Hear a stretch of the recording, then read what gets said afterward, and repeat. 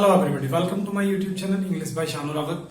और दोस्तों आज एक बार फिर आप सभी के सामने आया हूं मैं अपनी ग्रामर की वीडियो के साथ। जैसे कि दोस्तों जो हमारी लास्ट वीडियो रही उसमें हमने अपना जो नाउन का प्रोनाउन का इंडेफिनिट प्रोनाउन काइंड था वो क्लियर कर लिया।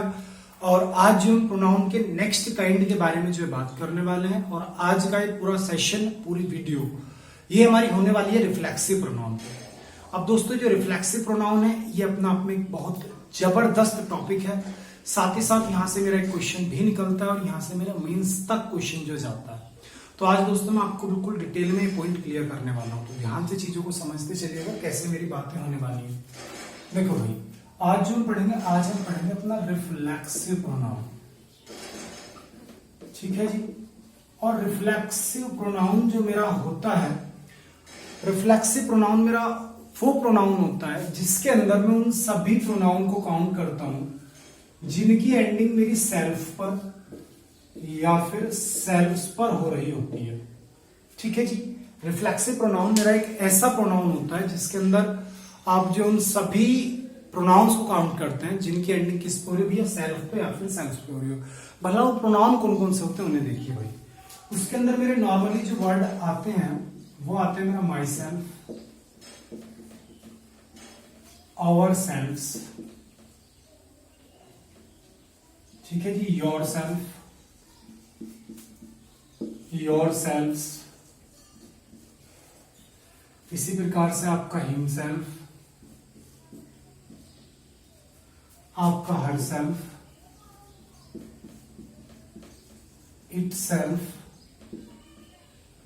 और आपका भाई आ जाता है देम सेल्व्स। अब ये जो मैंने आप सभी के सामने आठों प्रोनाउन लिखे, अगर इन आठों प्रोनाउन की नेचर की बात की जाए तो ये आठों ही प्रोनाउन मेरे होते हैं भाई रिफ्लेक्सिव प्रोनाउन। कौन से प्रोनाउन होते हैं भाई? रिफ्लेक्सिव प्रोनाउन होते हैं। तो ध्यान दीजिए, रिफ्लेक्सिव प्रोनाउन मेरे कोई भी वो प्रोनाउन होते हैं कि जिनमें की जो मेरा प्रोनाउन है उसकी एंडिंग सेल्फ या सेल्व्स पर हो रही होती है, वो सभी प्रोनाउन मेरे रिफ्लेक्सिव प्रोनाउन होता है। अब इनका यूज क्यों किया जाता है, इनको क्यों बनाया गया, उस पर 1 मिनट बाद बात करूंगा। पहले मैं इसका आपको कुछ और डिटेल्ड पोर्शन पे लेकर के चलूंगा, फिर एग्जांपल्स की मदद से इसके यूज को भी बताऊंगा।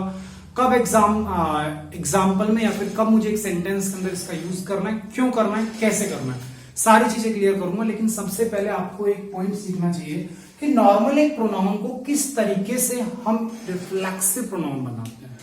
It's means formation of reflexive pronoun का जो टॉपिक है, सबसे पहले मैं उस पर आपको जो लेकर के चलना चाहता हूं, जिससे कि आपका जो माइंड है उसका ढक्कन थोड़ा खुल जाए, ठीक है ना। तो देखो भाई, सबसे पहले आपने एक चीज देखी कि जो रिफ्लेक्सिव प्रोनाउन है उसमें या तो आपको एंड में लिखा मिलेगा सेल्फ या फिर सेल्व्स, ठीक है जी। कोई भी आपको ऐसा शब्द नहीं मिलेगा जिसके लास्ट में सेल्फ या फिर सेल्व्स ना हो।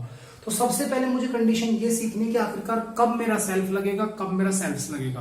कहने का मतलब है कि अगर आपको नॉर्मल एक पर्सन ऑफ प्रोनाउन दे दिया जाए, मतलब आपको नॉर्मली ही दे दिया जाए, तो आप उसका कैसे जो है रिफ्लेक्सिव प्रोनाउन बनाएंगे। तो फॉर्मेशन ऑफ रिफ्लेक्सिव प्रोनाउन पे सबसे पहले बात करूंगा। तो भाई देखो, फॉर्मेशन ऑफ रिफ्लेक्सिव प्रोनाउन में मैं आपको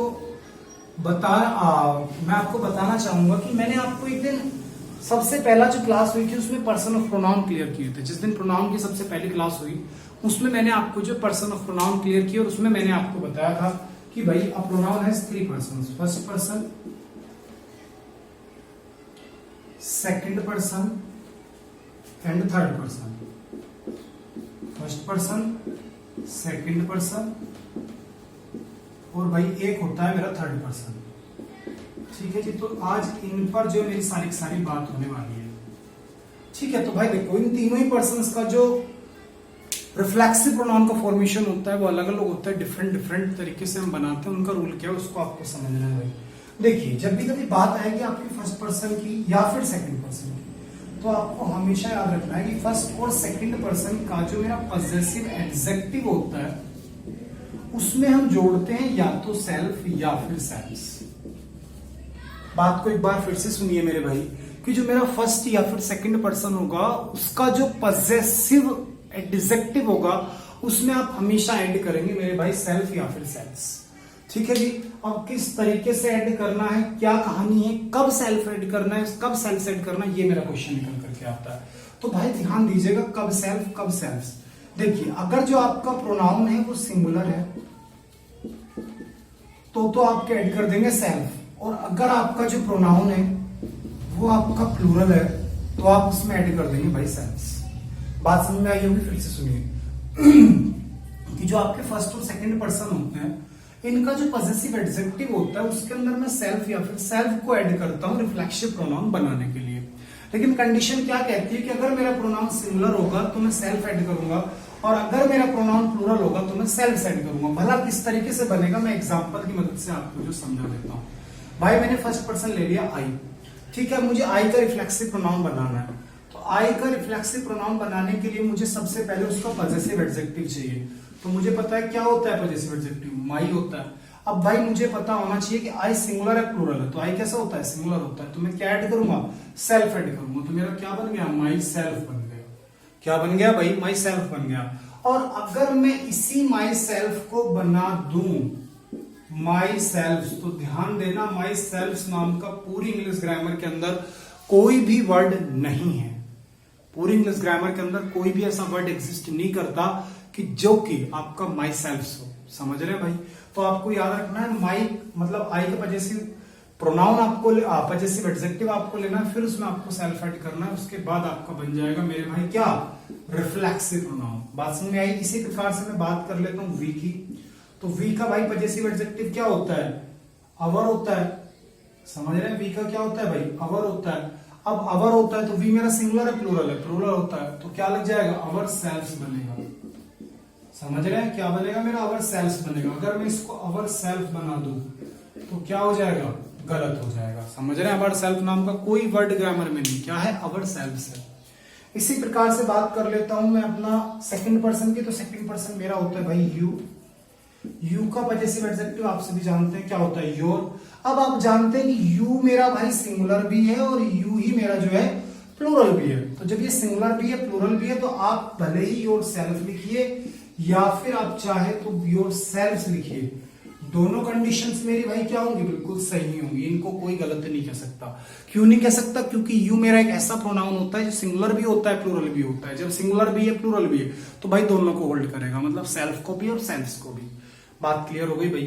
तो याद हो गया होगा आपको, क्लियर हो गया होगा पॉइंट की फर्स्ट और सेकंड पर्सन ऑफ प्रोनाउन जो होते हैं अगर उनका मुझे रिफ्लेक्सिव प्रोनाउन बनाना है तो मैं कैसे बनाऊंगा भाई, उनके पॉजेसिव एडजेक्टिव को लूंगा तब उसमें सेल्फ या सेल्स लगाऊंगा। अगर प्रोनाउन सिंगुलर है तो सेल्फ लगाऊंगा और अगर प्रोनाउन मेरा प्लूरल है तो मैं उसमें सेल्स लगा दूंगा। अगर मैंने एक सिंगुलर प्रोनाउन में सेल्स लगा दिया तो भी गलत, और अगर एक प्लूरल प्रोनाउन में सेल्फ लगा दिया तो भी गलत। तो इस पॉइंट को ध्यान दीजिएगा। आगे बढ़ जा रहा हूं भाई, आगे बात कर लेता हूं थर्ड पर्सन की। अगर थर्ड पर्सन आ गया तो भाई इसका रिफ्लेक्सिव प्रोनाउन कैसे बनाया जाए। तो भाई जो थर्ड पर्सन होता है उसकी कहानी थोड़ी सी बदल जाती है। इसका जो मेरा ऑब्जेक्टिव केस होता है, ऑब्जेक्टिव केस समझ रहे हैं, ऑब्जेक्ट, ऑब्जेक्टिव केस का मतलब आपका होता है ऑब्जेक्ट, कि जो आपका थर्ड पर्सन है उसके ऑब्जेक्ट में आप जोड़ेंगे सेल्फ या फिर सेल्फ्स। फिर से एक बात समझना, जो फर्स्ट और सेकंड पर्सन होते हैं उसके पॉजेसिव एडजेक्टिव में जुड़ता है और जो थर्ड पर्सन होते हैं उनके मेरा ऑब्जेक्ट में जुड़ता है सेल्फ या सेल्फ्स। अब जुड़ता कैसे है, बिल्कुल वही नॉर्मल सेम कंडीशन है कि अगर आपका जो एडजेक्टिव है भैया वो सिंगुलर है तो आप सेल्फ को जोड़ देंगे, और अगर जो आपका एडजेक्टिव है अगर वो भाई प्लूरल है तो आप किसको जोड़ देंगे, सेल्फ को जोड़ देंगे।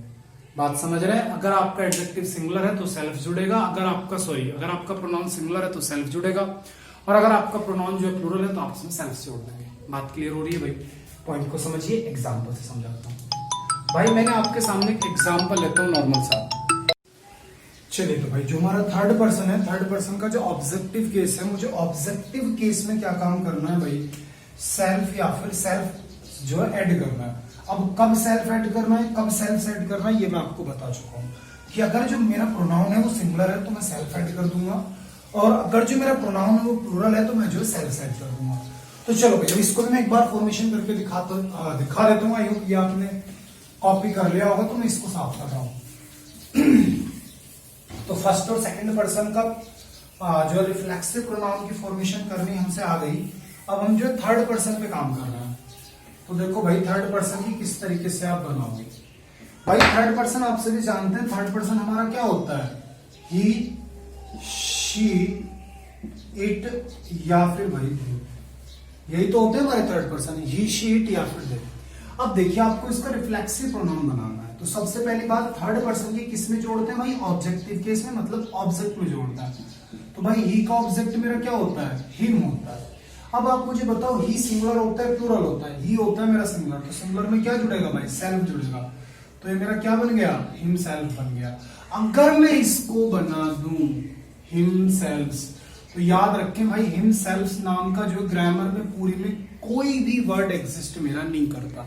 वर्ड क्या है मेरा, हिम सेल्फ होता है।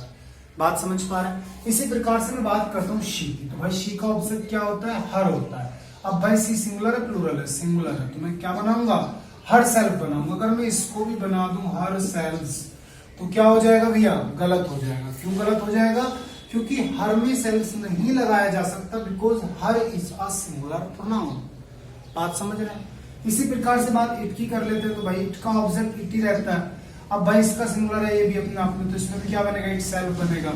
अगर इसको भी मैं इट सेल्फ बना दूं तो क्या हो जाएगा मेरे भाई, गलत हो जाएगा। इट सेल्फ नाम का तो कोई वर्ड आज तक पूरी ग्रामर में बना ही नहीं भाई, समझ रहे हैं ना। इसी प्रकार से अपना लास्ट प्रोनाउन बचा इसमें दे। दे का ऑब्जेक्ट भाई क्या होता है, दे का ऑब्जेक्ट मेरा होता है जी देम। दे का ऑब्जेक्ट क्या होता है, देम। अब भाई दे को बताइए सिंगुलर है प्लूरल है, दे मेरा होता है प्लूरल। जो प्लूरल होता है तो भाई क्या लगेगा, सेल्फ लगेगा, तो ये मेरा क्या बनेगा, देम सेल्फ बनेगा। अगर मैं इसको बना दूं देम सेल्फ, तो भैया क्या हो जाएगा, गलत हो जाएगा। देम सेल्फ नाम का तो पूरी इंग्लिश ग्रामर के अंदर कोई वर्ड ही नहीं है। बात समझ पा रहे हैं ना। तो इस तरीके से आप जो है किसी भी पर्सन ऑफ प्रोनाउन की, इट्स मींस किसी भी प्रोनाउन की जो है रिफ्लेक्सिव प्रोनाउन फॉर्मेशन कर सकते हैं। और भाई ध्यान से याद रखिएगा कि जितना बड़ा आप एग्जाम देने जाएंगे आपके क्वेश्चन यहां से निकलेगा, क्योंकि जो इसके रिगार्डिंग रूल्स हैं वो सभी बच्चे को पता है, लेकिन इनको जो बच्चा रट लेता है कि ही का हिमसेल्फ होगा, शी का हरसेल्फ होगा, इट का इटसेल्फ होगा, लेकिन उसको वास्तव में नहीं मालूम होता कि क्यों हो रहा है। तो मेन चीज है, मुझे चीजों को रटवाना नहीं है, मुझे चीजों को कंसेप्ट क्लियर करना है। तो आई होप ये आपको इसका फॉर्मेशन का कंसेप्ट क्लियर हो गया होगा। अब मैं आपको इसके नेक्स्ट कंसेप्ट पे लेकर के चल रहा हूं कि इसका यूज होता क्यों है, सेंटेंस में लगाया क्यों जाता है, और आखिरकार ये बनाया तो बनाया क्यों, इसके बिना भी तो काम चल सकता था। तो भाई ध्यान से चीजों को समझना, एग्जाम्पल की मदद से जो आपको चीजें क्लियर करने वाला हूं। भाई एक बड़ा सीधा सा एग्जाम्पल लूंगा। मैंने एक एग्जाम्पल आप सभी के सामने लिया, बड़ा सीधा सा। देखो मैंने बोला शी किल्ड द कैट, ठीक है जी, बिल्कुल सीधा सा एग्जाम्पल लिया है। एक दूसरा भी एग्जाम्पल लूंगा, she killed the cat herself. और भाई एक एग्जाम्पल और लूंगा आप सभी के सामने, she herself killed the cat. ठीक है जी, 3 एग्जाम्पल आप सभी के सामने लिए हैं, और इन 3 एग्जाम्पल की मदद से मैं आपको रिफ्लेक्सिव प्लस एम्फेटिक प्रोनाउन का पूरा कंसेप्ट दे दूंगा। बस आप अपने दिमाग का ढक्कन खोल के रखना कि चीजें समझ में आ जाए। ठीक है जी, देखो भाई सबसे पहला example, she killed the cat, उसने बिल्ली को मार दिया। नॉर्मल बात कह रहा है भाई कि उसने बिल्ली को मार दिया। दूसरा एग्जाम्पल देखो, she killed the cat herself. अब इसमें मीनिंग निकलता है कि उसने खुद ने बिल्ली को मार दिया, समझ रहे हैं, या फिर बोल सकता हूं उसने खुद से बिल्ली को मार दिया, उसने स्वयं बिल्ली को मार दिया, समझ रहे हैं भाई। और तीसरा एग्जांपल मेरा निकलता है, she herself killed the cat. It's means Hindi बिल्कुल ऑलमोस्ट सेम होती है सेकंड और थर्ड की, कि उसने खुद ने बिल्ली को मार दिया। तो भाई ध्यान देना कि जब भी कभी आपको अपने सेंटेंस के अंदर जो सब्जेक्ट है उस सब्जेक्ट के द्वारा किए गए एक्शन को उसी सब्जेक्ट से रिसीव करवाना हो, तो भाई रिफ्लेक्सिव प्रोनाउन का यूज करते हैं। बात को फिर से समझना, जब भी कभी सेंटेंस के अंदर जो आपका डूअर है, जो आपका सब्जेक्ट है, उसके द्वारा किए गए काम को, उसके द्वारा किए गए एक्शन को आपको उसी से रिसीव करवाना, वो खुद उस चीज को एक्सेप्ट करे कि हाँ भाई मैंने खुद ने मारी है बिल्ली, समझ रहे, मैंने खुद ने किया ये काम, मैं खुद गया था मंदिर, या फिर मैं खुद गया था आज स्कूल। तो ये जो खुद वर्ड आ रहा है ना, ध्यान दे मेरे भाई, कौन सा वर्ड आ रहा है, खुद, या फिर स्वयं, कौन सा वर्ड आ रहा है आपका, स्वयं। तो भाई ये जो आपके वर्ड आएंगे ना, ये किस लिए आते हैं या फिर किस फॉर्म में आते हैं, तो भाई ये मेरा आता है रिफ्लेक्सिव प्रोनाउन की फॉर्म में। बात समझ रहे हैं। तो जब भी कभी सेंटेंस के अंदर जो डूअर है वो एक्शन को रिसीव करे, अपने आप एक्सेप्ट करे, तो उस एक्शन को एक्सेप्ट करने के लिए, रिसीव करने के लिए मैं यूज कर लेता हूं मेरे भाई रिफ्लेक्सिव प्रोनाउन का। तो तो यहां पर जो हर सेल्फ आया, इस हर सेल्फ के आ जाने की वजह से सेंटेंस का मीनिंग बदल गया और ये कहता है कि उसने खुद ने, इट्स मीन्स उसकी खुद मेंटली इंटेंशन थी, वो मारना चाहती थी और उसने खुद से मार दिया। बात समझ में आ रही है भाई? तो जब भी कभी आपको एक्शन के द्वारा डूअर के द्वारा एक्शन को रिसीव करवाना हो तो रिफ्लेक्सिव प्रोनाउन का यूज होता है। अब मेरे भाई एक बात को और समझना जो यहाँ पर बहुत जरूरी है और मोस्ट इंपोर्टेंट है। बात तो आपको समझ में आ गई कि जब भी कभी जो आपका डूअर है वो अपने एक्शन को खुद रिसीव करे तो मेरा रिफ्लेक्सिव प्रोनाउन का यूज करना होता है, जैसे कि मैंने इसमें किया। अब भाई मैंने तो रिफ्लेक्सिव प्रोनाउन का यूज इसमें भी किया है, समझ रहे हैं? और मैं बोलता हूं कि हिंदी से मैं कि उसने खुद ने बिल्ली को मार दिया, इसमें भी हिंदी मेरी यही है कि उसने खुद ने बिल्ली को मार दिया। लेकिन चेंजेस क्या है? तो भाई ध्यान देना कि जब भी कभी सेंटेंस में सब्जेक्ट के साथ में आपके रिफ्लेक्सिव प्रोनाउन का यूज हो, लेकिन वो यूज सब्जेक्ट के जस्ट बाद में ना हो, तो जो सेल्फ या फिर सेल्फ वाला वर्ड है वो आपका रिफ्लेक्सिव प्रोनाउन है। लेकिन अगर किसी भी सेंटेंस में सब्जेक्ट के तुरंत बाद में उसी सेंटेंस के सब्जेक्ट का रिफ्लेक्सिव प्रोनाउन आ जाए, बात को सुनना कि जब भी कभी किसी भी सेंटेंस के अंदर जो सेंटेंस का सब्जेक्ट है उसी सब्जेक्ट का रिफ्लेक्सिव प्रोनाउन सब्जेक्ट के जस्ट बाद में आ जाए तो मेरे भाई वो रिफ्लेक्सिव प्रोनाउन नहीं होता, वो मेरा होता है एम्फेटिक प्रोनाउन। वो मेरा भाई कौन सा प्रोनाउन हो जाता है? एम्फेटिक प्रोनाउन हो जाता है। रिफ्लेक्सिव प्रोनाउन कब होता है? कि जब ये सब्जेक्ट के तुरंत बाद ना आ रहा हो तो ये मेरा जो रिफ्लेक्सिव प्रोनाउन है। लेकिन अगर सब्जेक्ट के जस्ट बाद में आया तो ये रिफ्लेक्सिव नहीं है, ये एम्फेटिक प्रोनाउन है। अब ये एम्फेटिक प्रोनाउन की कहानी क्या है भाई, बिल्कुल नेक्स्ट वीडियो में क्लियर कर दूंगा, क्योंकि अगर इस पे लग गया तो एटलीस्ट 1.5 घंटा चाहिए। ठीक है, तो नेक्स्ट वीडियो लाऊंगा केवल इसी के ऊपर। ठीक है, तो उसमें क्लियर करूंगा। फिलहाल इसको भी थोड़े समय के लिए जो आप भूल जाइए, ठीक है ना, कि ये भी कुछ मेरा है, इस पे बहुत बढ़िया सा कंसेप्ट बनेगा, बताऊंगा आगे चल के। लेकिन आपको रिफ्लेक्सिव प्रोनाउन की बात समझ में आ गई कि यूज क्यों करते हैं? तो भाई यूज इसलिए करते हैं कि जब सेंटेंस के अंदर अपनी ही बात को जो सेंटेंस का सब्जेक्ट है, डूअर है, वो एक्सेप्ट कर ले तो वहां रिफ्लेक्सिव प्रोनाउन लाना पड़ता है। जैसे कि मैं कह दूं कि मैं खुद स्कूल जाता हूं तो मैं कैसे बोलूंगा? I my self go to school. ठीक है ना, इस तरीके से मुझे जो बात करनी होती है। तो जहां बात आ जाए खुद शब्द की तो वहां पर रिफ्लेक्सिव प्रोनाउन का यूज करेंगे। लेकिन भाई ये क्वेश्चन मेरा निकला यहाँ से, माइंड में आप सभी की क्लिक कर रहा होगा कि जी एग्जामिनर यहाँ से कैसे क्वेश्चन बनाएगा। ठीक है ना, कि जी एग्जामिनर इसका क्या काम करेगा, या फिर आपने इसका यूज तो समझा दिया, एग्जाम में कैसे इसका काम आए। तो भाई एग्जाम की बात समझो। कुछ मेरे वर्ड्स ऐसे हैं, कुछ मेरी वर्ब्स ऐसी हैं जिनके बाद में रिफ्लेक्सिव प्रोनाउन आना कंपलसरी है। इट्स मींस अगर आपने रिफ्लेक्सिव प्रोनाउन का यूज नहीं किया तो उस कंडीशन में जो आपका सेंटेंस है वो गलत माना जाएगा, वो अपना मीनिंगलेस हो जाएगा।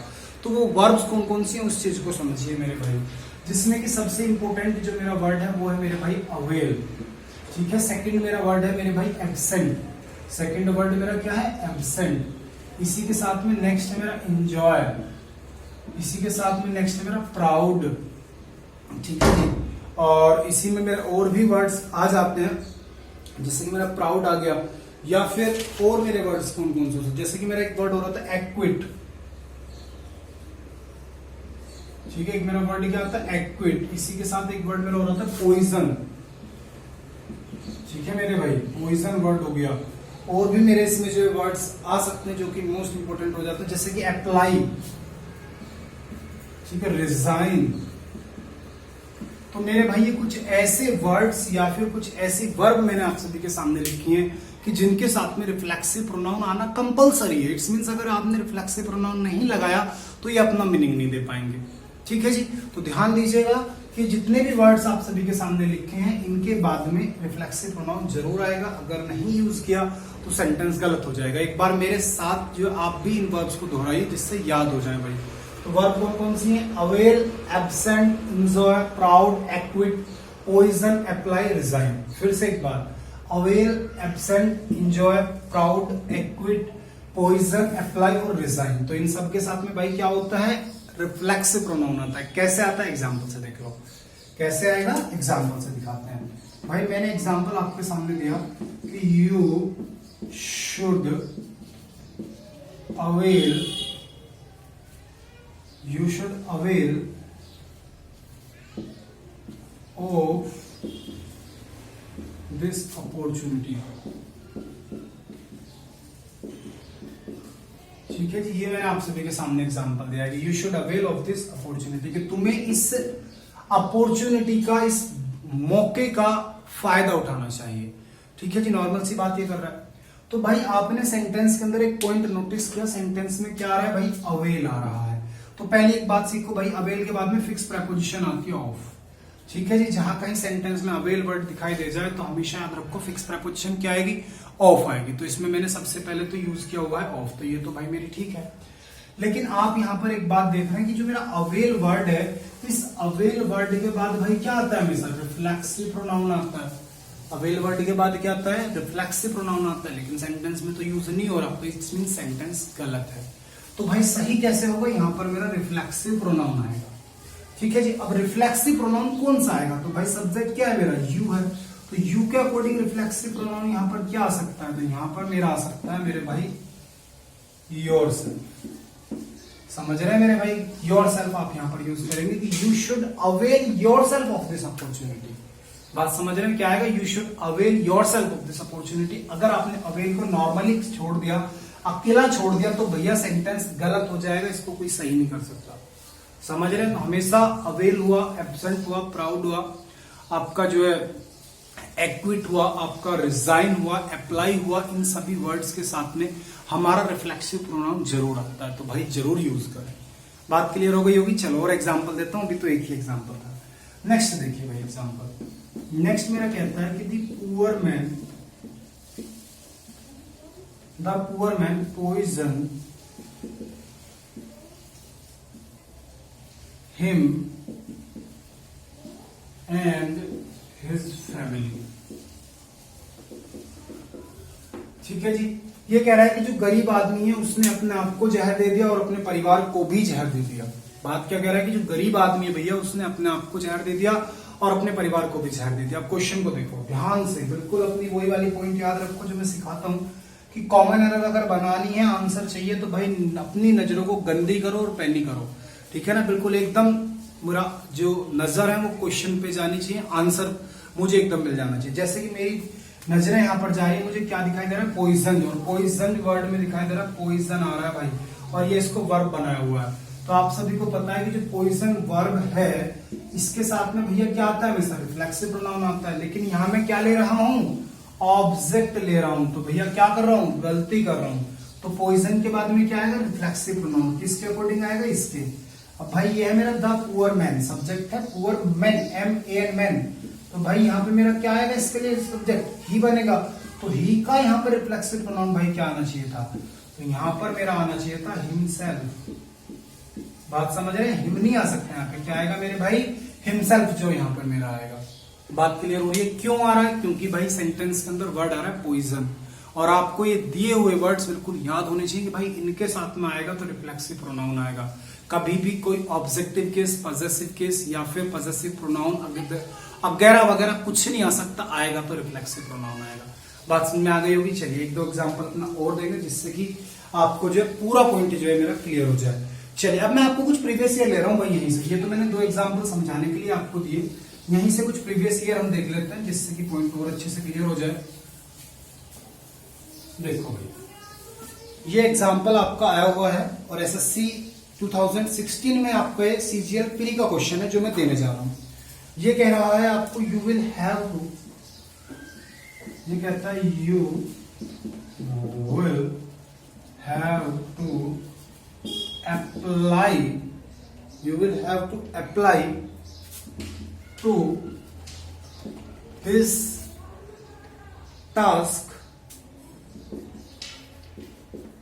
wholeheartedly। ठीक है जी, ये आपका SSC CGL प्री में आया हुआ 2016 में क्वेश्चन। जल्दी से क्वेश्चन को देखिए, कॉमन एरर की फॉर्म में आया था, मैंने इसको कॉमन एरर की फॉर्म से नॉर्मल एग्जांपल बना दिया जिससे कि आप सभी को बात समझ में आ जाए। ठीक है भाई, जल्दी से देखिए, ये कह रहा है you will have to apply to this task wholeheartedly. तो क्वेश्चन में क्या नजर आया भाई आपको, तो आपको नजर आया इसमें क्या, अप्लाई। अब अप्लाई के बाद में कौन सी वर्ब आती है, हमेशा रिफ्लेक्सिव प्रोनाउन आने वाला है। अप्लाई के बाद में क्या आता है, रिफ्लेक्सिव प्रोनाउन आता है। तो क्या ये अप्लाई के ला सकता है, नहीं आ सकता भाई। तो यहाँ क्या आ रहा है, यू आ रहा है, तो यू के साथ में क्या आएगा यहाँ पर अप्लाई के बाद में, आपको यहाँ पे लेना पड़ेगा योरसेल्फ। क्या लेना पड़ेगा भाई? योरसेल्फ। तो इसमें एरर क्या थी? अप्लाई के बाद में मेरा योरसेल्फ आना था और एग्जामिनर ने यूज नहीं किया, तो आप यूज उसको कर लीजिएगा। चलो एक तो क्वेश्चन और देखता हूं। नेक्स्ट कहता है मेरा क्वेश्चन कि next question, I pride on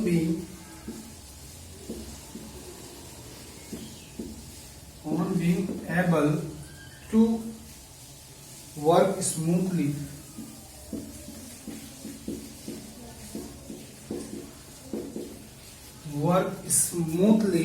under pressure too.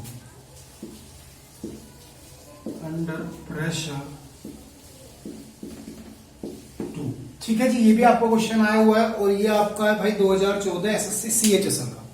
ठीक है जी, अब क्वेश्चन को देखिए, कह रहा है I pride on being able to work smoothly under pressure. ये भी कॉमन एरर की फॉर्म में था लेकिन चेंज कर दिया। भाई क्वेश्चन को देखते ही नजर आ जाना चाहिए क्या वर्ड आ रहा है? प्राइड। प्राउड हो या प्राइड हो, बात एक ही होती है, बहुत छोटा सा डिफरेंस होता है। तो भाई वर्ड क्या आ रहा है? प्राइड आ रहा है। जब प्राइड मेरा आ गया तो भाई रिफ्लेक्सिव प्रोनाउन जरूर आएगा। तो आई का रिफ्लेक्सिव प्रोनाउन यहाँ पे क्या आना चाहिए था मेरे भाई? यहाँ पर मेरा आना चाहिए था आई प्राइड माई सेल्फ। मुझे खुद पर गर्व है कि मैं जो इतने प्रेशर होने के बावजूद भी स्मूथली काम कर पा रहा हूं। समझ रहे? मुझे गर्व है। गर्व किस पे भाई? खुद पे है। तो अपने आप की भी तो बात करो, ठीक है ना। तो ये पॉइंट आपका मोस्ट इंपोर्टेंट था जो कि मैंने आपको भी क्लियर कर दिया। आई होप आपको जो पॉइंट, तो भाई ये पॉइंट रिफ्लेक्सिव प्रोनाउन का आप सभी को समझ में आ गया होगा। तो प्राइड आ रहा है तो प्राइड के बाद में भाई क्या आएगा? रिफ्लेक्सिव प्रोनाउन आएगा। तो आई प्राइड माई सेल्फ आने वाला है इसमें। ठीक है जी, तो एक कुछ छोटा सा कंसेप्ट था जो कि रिफ्लेक्सिव प्रोनाउन का था। इसी का फर्दर कंसेप्ट मतलब रिफ्लेक्सिव प्रोनाउन से ही जो मिलता जुलता एम्फेटिक प्रोनाउन है वो मैं आप सभी के सामने नेक्स्ट वीडियो में लाने वाला हूं। और जो नेक्स्ट वीडियो होगी उसमें मैं रिफ्लेक्सिव प्रोनाउन पर अभी और भी बातें करूंगा, क्योंकि ये इतना छोटा सा कंसेप्ट नहीं, इसमें और भी काफी चीजें भी हमको सीखनी बाकी है। ठीक है जी, तो चलो दोस्तों मिलता हूं अपनी नेक्स्ट वीडियो में जिसमें कि एम्फेटिक प्रोनाउन डिस्कस करूंगा। साथ ही साथ वोकैब्स का सेशन भी डेली चल रहा है जिसमें कि आपके जो most important 10 words the Hindu analysis करने के बाद मैं आप सभी के सामने ला रहा हूं। तो दोस्तों रेगुलर अपनी वीडियो को देखते रहो, बढ़िया मन लगा के मेहनत करो, सीपीओ इस बार पार करके मानेंगे। ठीक है ना। तो चलो दोस्तों मिलता हूं नेक्स्ट वीडियो में, तब तक के लिए bye bye, take care, wish you all the very best.